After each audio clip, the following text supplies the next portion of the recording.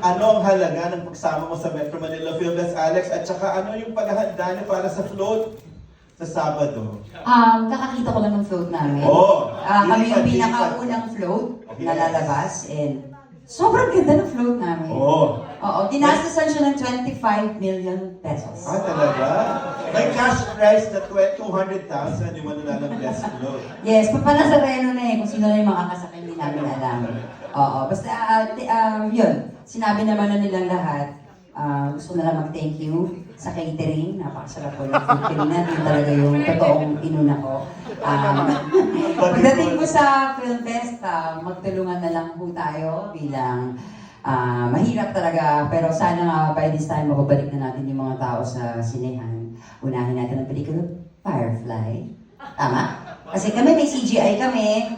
Kami, we're gonna give you a spectacular experience. Ano? May VFX ang Malyari? Sige, ikaw na. Maraming salamat.